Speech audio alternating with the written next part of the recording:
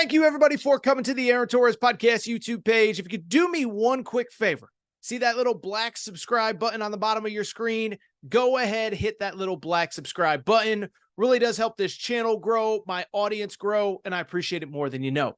Also, quick thank you to our presenting sponsor, Betfred Sportsbook and the Betfred Sportsbook app. Bet $50 on any game. Get up to $1,111 in free bets courtesy of the Betfred Sportsbook. Thank you again. Now, here's the video that you came here for. Let's roll right into it. Week one is in the books. Week two is here. Loaded slate, as I just said.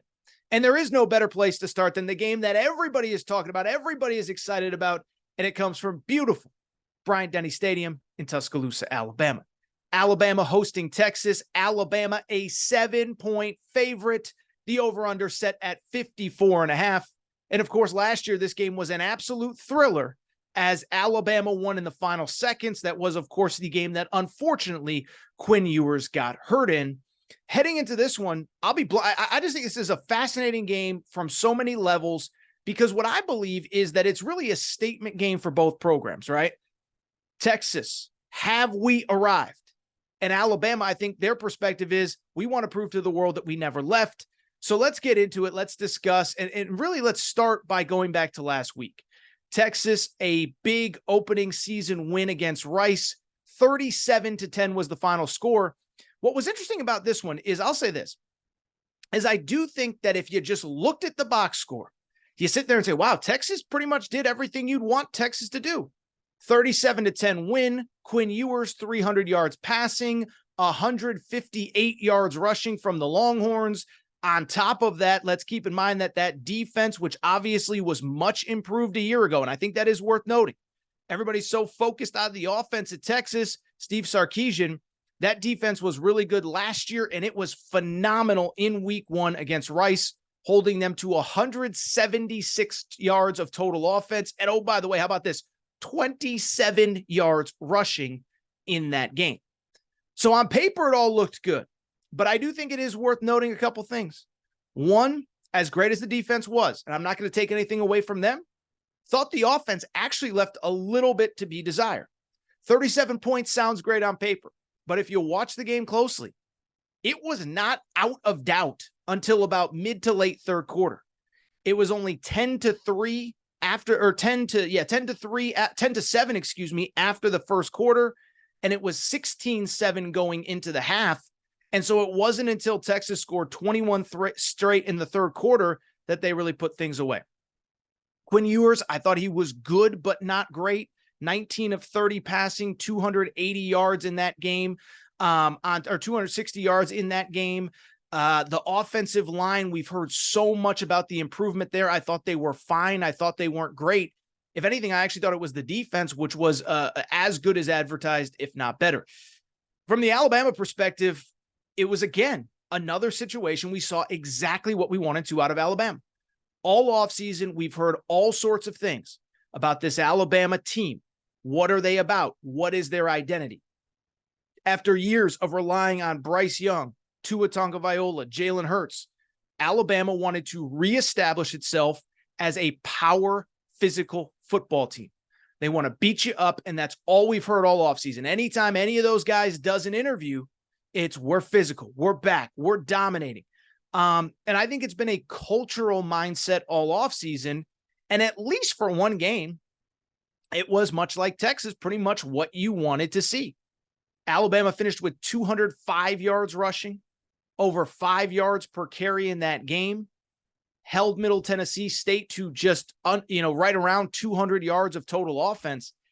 And then I think beyond that, the real story of the game, and I think we all know what it was obviously Jalen Milroe, the now quarterback at Alabama. 13 of 18 passing, almost 200 yards, 3 touchdowns, had a great deep ball to Jermaine Burton, hit him right in stride, and then also rushed for another 2 touchdowns as well, as Alabama gets the victory. Looking at this game in the bigger pictures, we start to transition to from what happened last week to what we think is going to happen this week. A couple things stand out to me in terms of what I want to see and what I hope to see in this game going forward. From the Texas perspective, I am just fascinated to know, how does Texas handle all the pressure that is coming to them over the course of this week. Last year, close was great. Close doesn't count. They almost pulled off the upset. But you watch them the rest of the year, and I get it, right? Quinn Ewers was hurt. I understand that. But they finished 8-5. They had a couple ugly losses along the way. And so all offseason, we heard it again. Ewers is back. The wide receiver room may be the best team it may be the best in the country.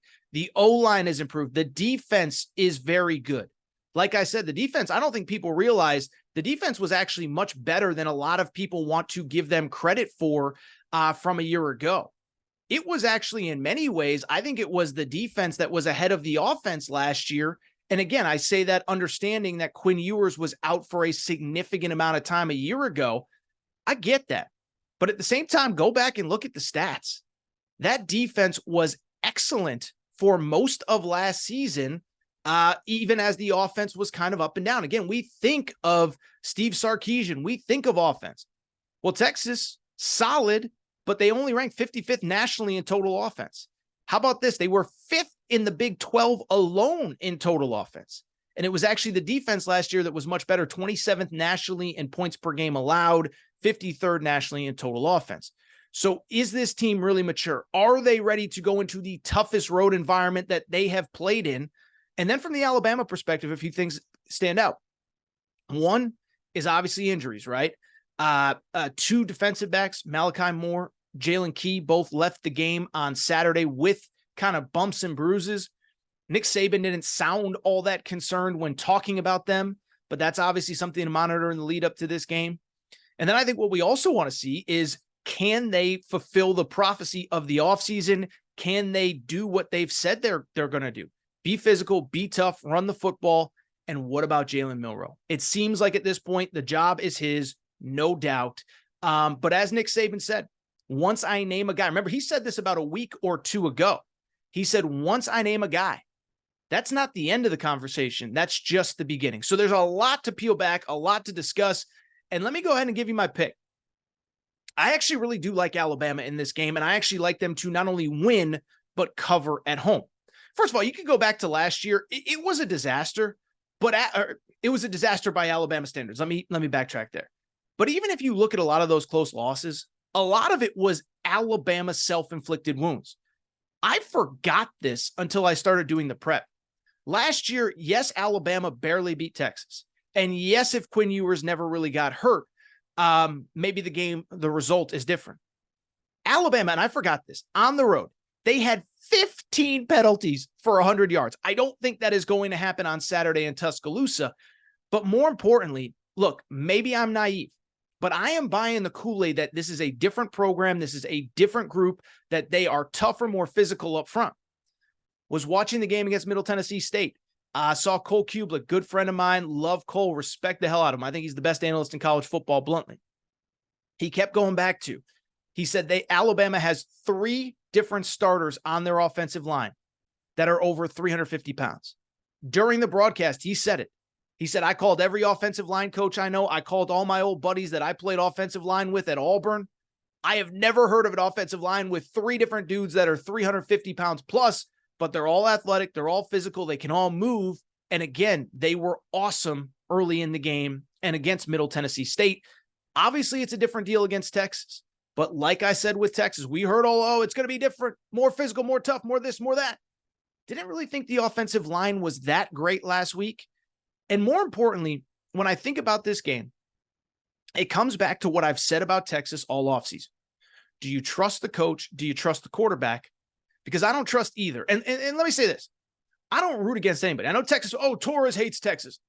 I don't hate Texas.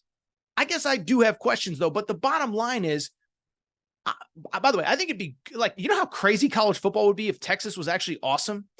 But at the same time, I'm not rooting against Steve Sarkisian. I'm not rooting against Quinn Ewers. But I keep waiting for them to show me what I'm supposed to see, and I haven't seen it yet. Like I said it in the preseason. Quinn Ewers, everyone freaked out because he was awesome in that one half against Alabama before he got hurt. And I don't wish injuries upon anybody, to be abundantly clear. But at the same time, Quinn Ewers, after that, you know what his stats were to finish the year? 15 touchdowns, 6 interceptions. 56% completion percentage. And that's a guy that people are projecting as a first-round pick this year.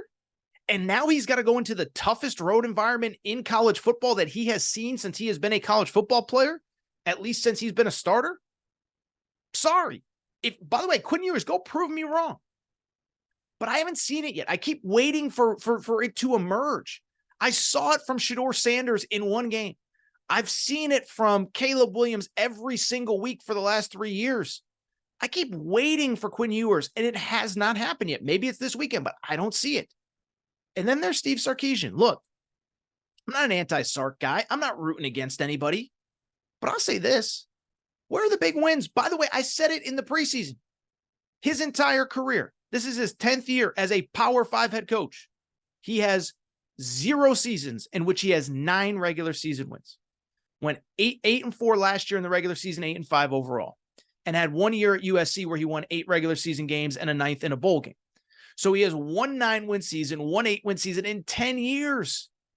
And so, like, at some point, you kind of are who you are. And I was thinking about this too, and I went back and looked it up.